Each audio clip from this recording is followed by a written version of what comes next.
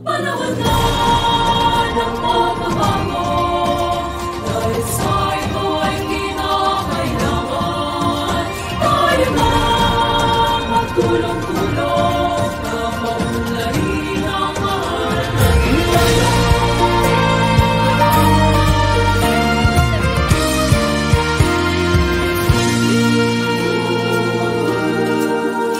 Panahon na ng pagbabago, dahil sa ito ay kinakailangan tayo na magtulong-tulong na paunlarin ang mahal nating bayan.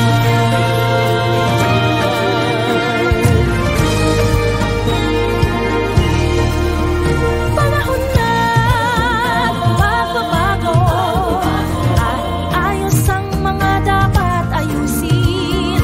Dapat lang maging tungkulin ng bawat mamamayan dito sa atin.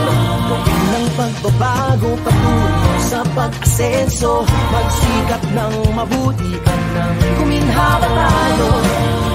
Malaki natin sa mundo at ipamalas ang bagong Pilipino at bagong Pilipinas.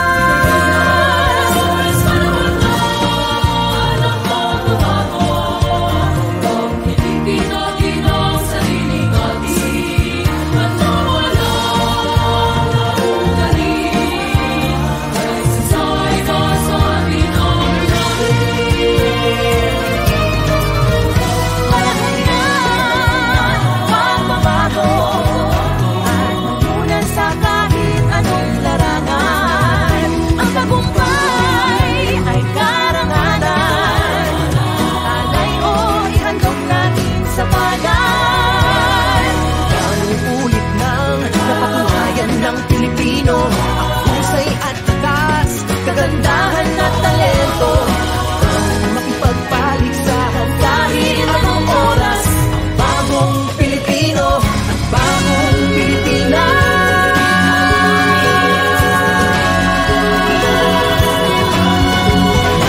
Panahon na pagbabago, buhay natin ay gawing maaliwalas. Marami ang magandang bukas, subunga ng bagong Pilipinas.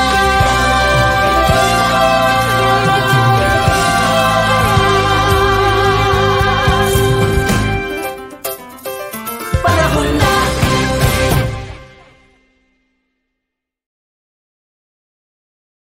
Ayun, welcome back po sa ating channel mga kaibigan. Again, magandang araw po sa ating lahat. Okay, punta po tayo dito sa pangalawang topic na ating pag-uusapan na mga kaibigan. Ang ating pag-uusapan ngayon mga kaibigan ay ito. Okay, ito, pag-usapan natin ito. Yon.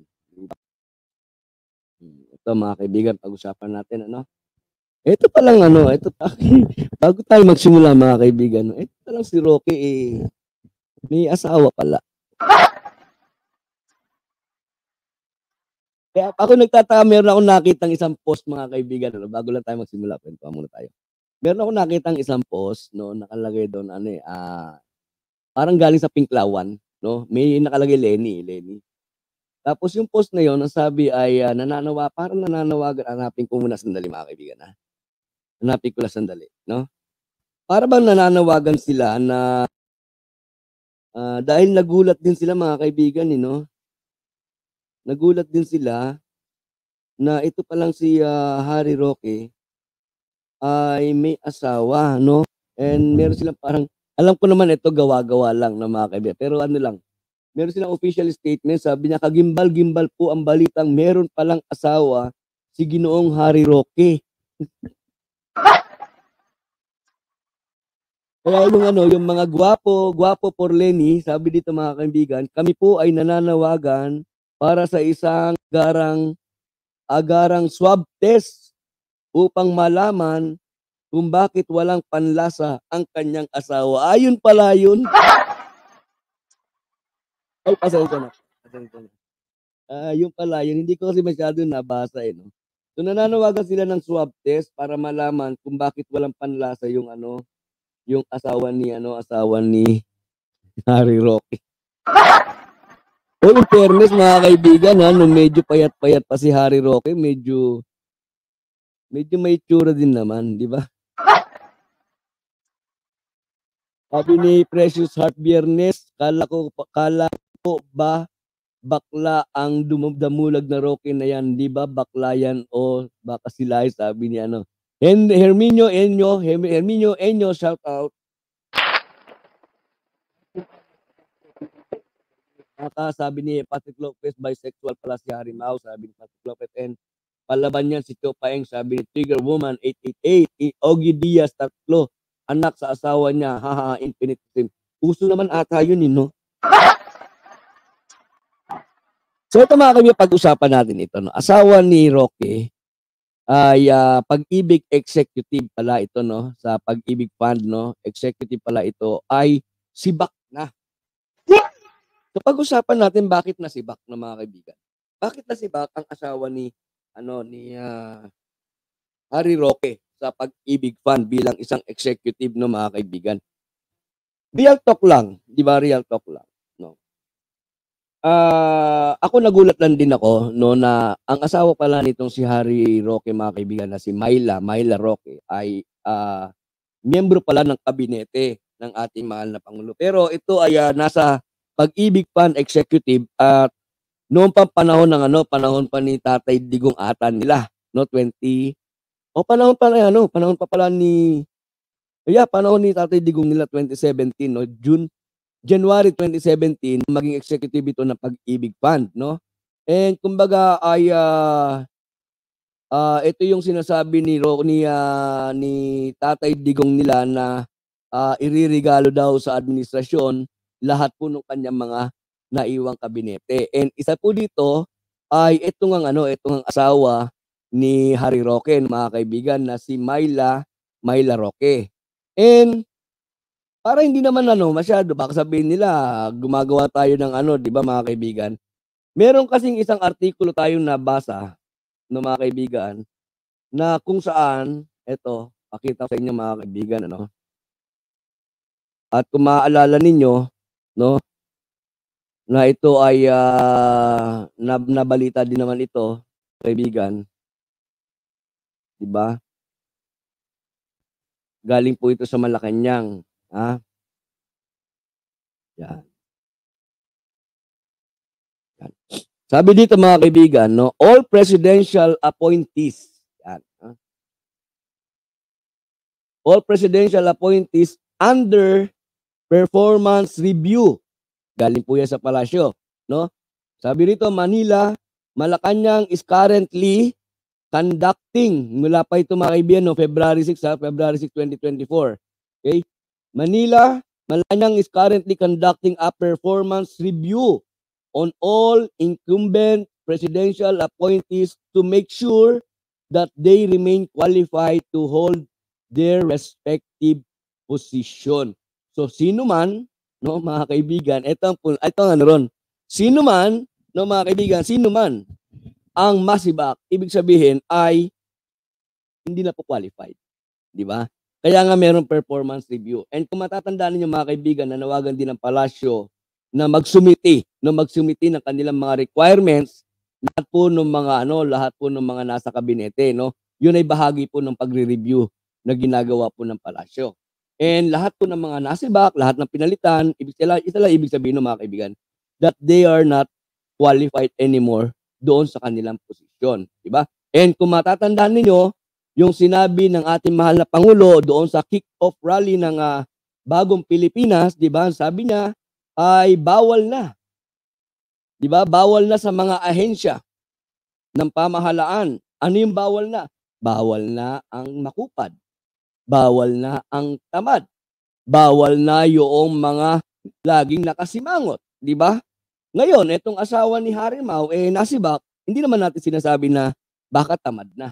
Di ba? Hindi rin natin sinasabi na baka suplada. Hindi rin natin sinasabi na baka wala nang sipag. Dahil ang tagal na niya doon sa posisyon, di ba mga kaibigan? And there is also possibility na medyo, alam nyo, kapag isang tao tumatagal na sa pwesto, no, ay nagiging feeling bossing na. 'di ba, tumataas na at iba na yung ano. Kaya these are all mga ano lang naman ito, possibility lang naman na mga dahilan kung bakit nasibak etong asawa ni Harimau, no, mga kaibigan.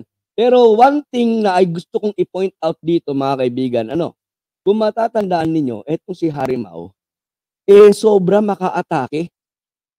'Di ba? Etong si Harimau ay sobrang maka-atake dito sa ating sa kasalukuyang administrasyon, no, mga kaibigan. And nakakatawag pansin ng mga kaibigan. Sabagay, hindi naman natin alam lahat, 'di ba? Ngayon kailan lang natin nalaman nung masibak na sa pwesto yung kanyang asawa, na ang kanyang asawa pala ay bahagi ng kabinete ng kasalukuyang administrasyon, no, mga kaibigan.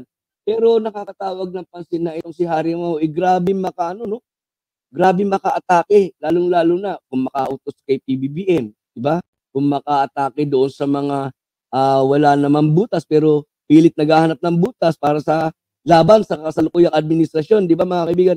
So ito lang ang point dito, mga kaibigan, nasa kabinete pala yung kanyang asawa, 'di ba? Pero nagsasalita siya ng anong mga against no sa administrasyon. Anong tawag natin doon, mga kaibigan? 'Di ba? Yun ay isang pagpapakita ng kawalan ng utang na loob. 'Di ba, mga kaibigan?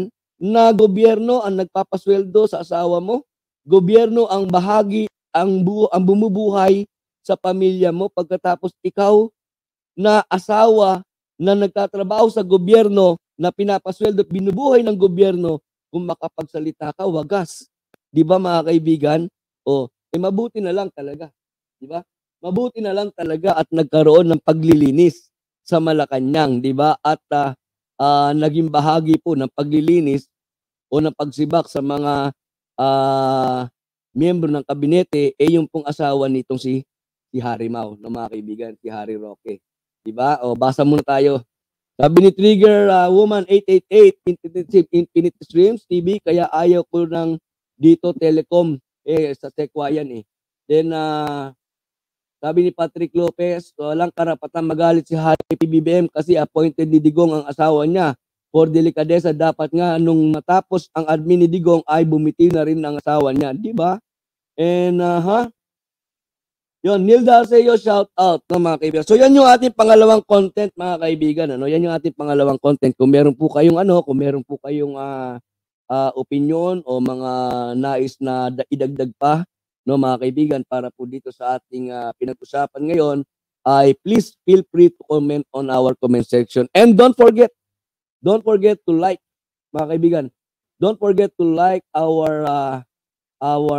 video and paki-share na rin po, mga kaibigan, para mas marami po yung makaalam at mahatdan nitong ating mga pinag-uusapan ngayon. Again, short break lang muna po tayo, mga kaibigan. Aking pangarap para sa ating bansa ay ipagkaisa muli ang sambayanang Pilipino. Ipagpatuloy natin ang ating nasimulan ngayon. Nang sa ganun, ang Pilipinas ay pararatingin natin hindi sa ating pinanggalingan, kung hindi ay papasikatin pa natin ang ating mahal na Pilipinas. Para tayo ay haharap sa buong mundo at sasabihin muli natin at isisigaw natin sa kanilang lahat, ako ay Pilipino, taas noo kahit kanino.